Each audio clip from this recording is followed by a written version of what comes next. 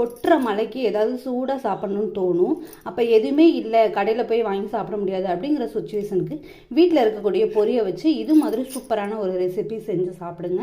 எப்படி செய்யறதுங்கிறது வீடியோக்குள்ளே பார்த்து தெரிஞ்சுக்கோங்க.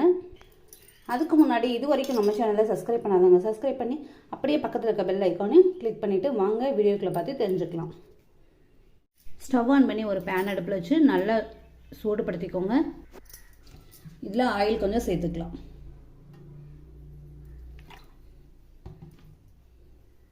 எண்ணெய் நல்லா சூடாயிருச்சு. இப்போ துருவி வச்சுருக்க இஞ்சி ஒரு துண்டு, 2 பல்லு பூண்டு இதை சேர்த்துக்கலாம். அடுப்பை சிம்மில் வச்சுட்டு சேர்த்துக்கோங்க.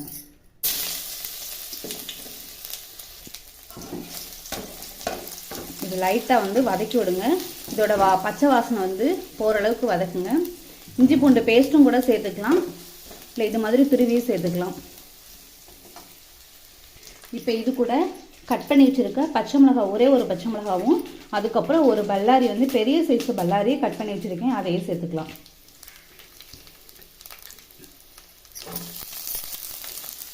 இது மாதிரி நல்ல பொடி பொடியாக கட் பண்ணிக்கோங்க, அப்போ தான் நல்லாயிருக்கும்.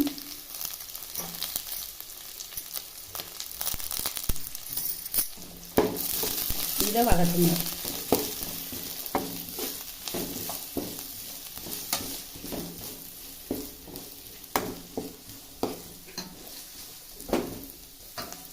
கண்ணாடி பதம் வர்ற அளவுக்கு வதக்கிக்கணும். இது கூட தக்காளி சேர்த்துக்கலாம். தக்காளியும் பொடியாக கட் பண்ணியிருக்கு. தக்காளி பெரிய சைஸ் தக்காளி ஒன்று கட் பண்ணியிருக்கு. உங்கள்கிட்ட சின்ன சைஸாக இருந்தால் 2 தக்காளி கட் பண்ணிக்கோங்க. இப்போ தக்காளி வெங்காயமும் சேர்த்து நல்லா மசிஞ்சு வர்ற அளவுக்கு வதக்கணும். தக்காளி வெங்காயம் சீக்கிரம் வதங்குறதுக்காக இப்போவே உப்பு சேர்த்துக்கலாம்.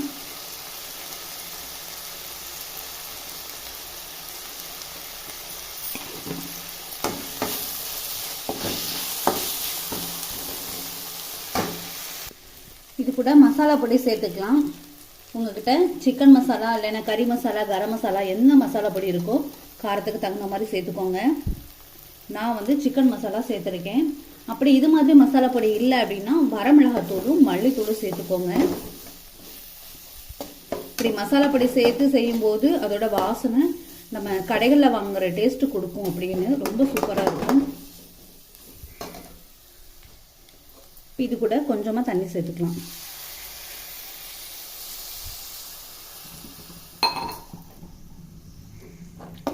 நல்லா கலந்து விடுங்க.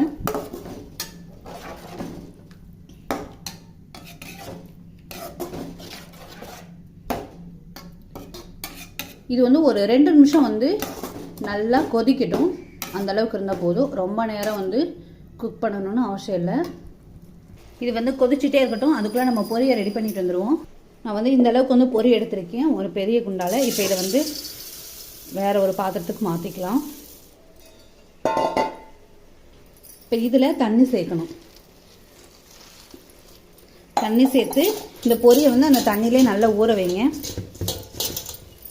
அப்படியே நம்ம ட்ரையாக சேர்க்குறக்கும் இப்படி சேர்த்து செய்கிறதுக்கு கொஞ்சம் நல்லாயிருக்கும். ஊற வச்சுட்டு நம்ம அந்த குழம்புல எடுத்து போடும்போது பொரியை மட்டும்தான் போடணும், தண்ணி போடக்கூடாது. இந்த அளவுக்கு ஈரப்பதம் விட்டுனா போதும். இந்த குழம்பு ரொம்ப சூப்பராக ரெடி ஆயிடுச்சு. இப்போ இது கூட நம்ம ஊற வச்ச பொரியை சேர்த்துக்கலாம். அடுப்பு சிம்மில் வச்சுக்கோங்க.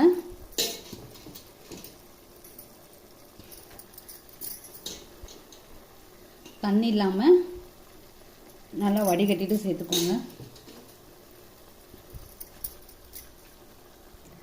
சேர்த்து விட்டுட்டு இதை நல்லா மிக்ஸ் பண்ணணும்.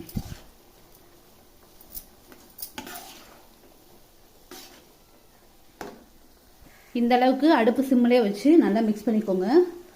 இதில் இருக்க ஒவ்வொரு பொட்டுக்கடலை நம்ம தனியாக சேர்க்கலை, ஆல்ரெடி அந்த பொரியிலே இருந்தது. இப்போ இதை உப்பு பார்த்துக்கோங்க. உப்பு பத்தலைன்னா உப்பு போட்டு கிண்டிக்கலாம். உப்பு கரெக்டாக இருக்குது. இப்போ சூப்பராக இந்த பொரி ரெடி ஆயிடுச்சு.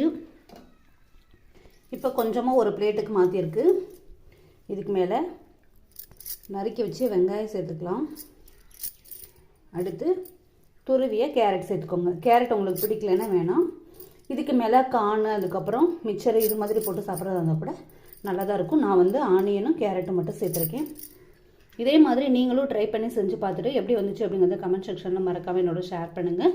இது வரைக்கும் நம்ம சேனலில் சப்ஸ்கிரைப் பண்ணாமல் பார்த்துட்டு இருக்காங்க, சப்ஸ்கிரைப் பண்ணி அப்படியே பக்கத்தில் இருக்க பெல் ஐக்கானையும் கிளிக் பண்ணிக்கோங்க. நன்றி. மீண்டும் அடுத்த ஒரு நல்ல பதிவில் உங்களை சந்திக்கிறேன்.